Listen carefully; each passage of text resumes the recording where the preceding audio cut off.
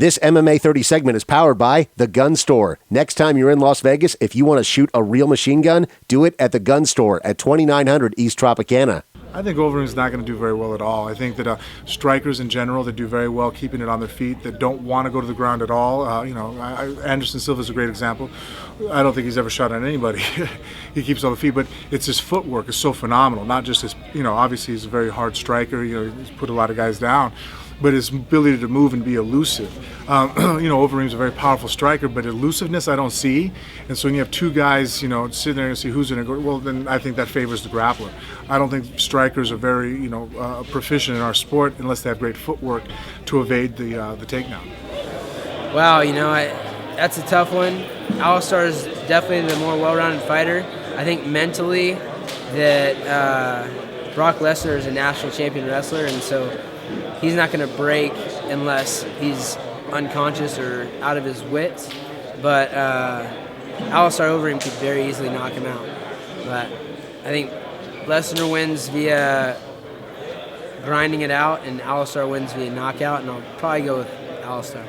I think Overeem is a good fighter, and I think Overeem has more background. Overeem, I know, more background and stand-up and the punch. I think Overeem can win. Alistair Overeem or Brock Lesnar, man, that's a really tough fight. I think Brock can go in there and impose his wrestling, and obviously Alistair Overeem can knock anybody out. With them being heavyweights, though, I definitely see punches being landed and Alistair probably getting the knockout on Brock. And Alistair has so much experience in there. Brock's still really a little green, even though he's competed, a lot, and he's already been a world champion. It's crazy to say like a world champion's green, but he kind of is. He doesn't have that many fights. That one's a tough one to call. I know that Brock's definitely going to want to take him down to the ground, but Alistair's no slouch on the ground. He's got decent triangles and some really good chokes. So, but Brock's huge. So is Alistair, though. So, it's a tough fight to call for me. I think, Alistair's more dangerous, but, Brock fights smart, and he can definitely outpower him and make Alistair quit. I would say that Alistair's striking is more diverse than Dos Santos, but Dos Santos is more fluid and more of a natural.